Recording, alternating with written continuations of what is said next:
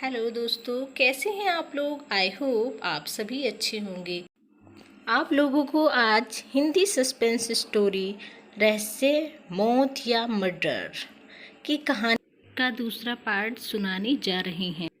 Raju. Hello Ramesh sir, मैं विनोद बोल रहा हूँ। मुझे अभी एक चिट्ठी मिली है जिस पर लिखा है तूने डिटेक्टिव रमेश को बुलाकर बहुत बड़ी कर दी है, इसलिए अब तेरा टाइम ख़त्म। रमेश सर, मुझे बहुत डर लग रहा है, वो मुझे मार देगा, प्लीज़ जल्दी कुछ करो। फिर रमेश अपनी टीम के साथ जल्द से राजू के पास आते हैं और चिट्ठी को काजल देखती है।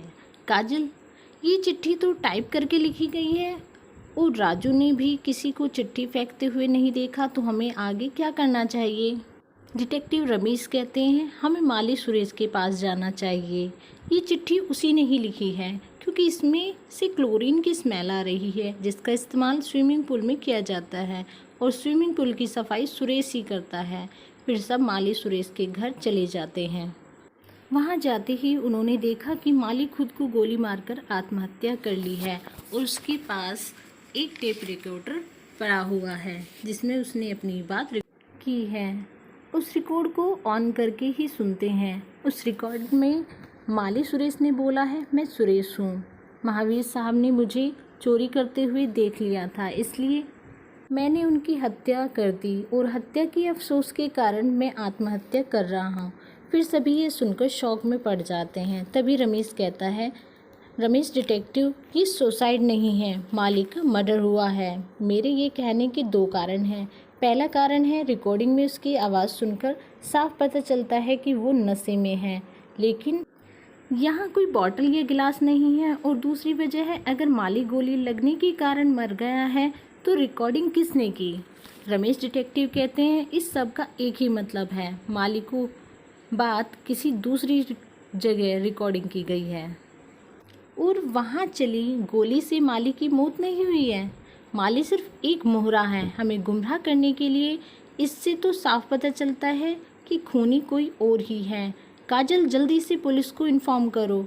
मर्डर जो है उसका पता चल गया है। मर्डरर महावीर जी के नौकर ने किया है। उसके बाद रमेश सारे सबूत के साथ नौकर को गिरफ्तार करा देता है। राजू कहता है, थैंक्स डिटेक्टिव रमेश, मैं जानता था आप खूनी को ज़रूर पकड़ेंगे, पर आपको कैसे पता चला कि नौकर ही खूनी है।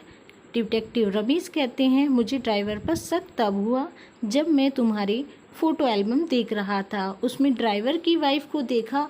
उसकी वाइफ ने पार्टी फंक्शन में काफ़ी ब्रांडेड कपड़े पहने और गहने और साथ ही साथ में 3 लाख रुपए की कीमत का बैग।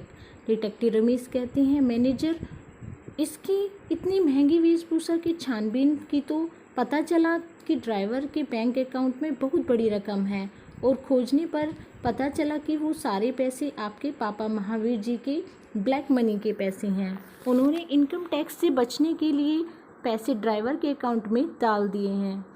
ड्राइवर उन सारे पैसों को हत्याना चाहता था, इसलिए महावीर जी को मार दिया और नेचुरल मौत दिखाने की कोशिश की। डिटेक्टिव रमेश कहते हैं, अगर ये सुसाइड या मर्डर होता तो जांच होती और सारा पैसा पकड़ा जाता, लेकिन जब उसने देखा कि मैं मर्डर कर चुका हूँ तो उसने दूसरी चाल खेली।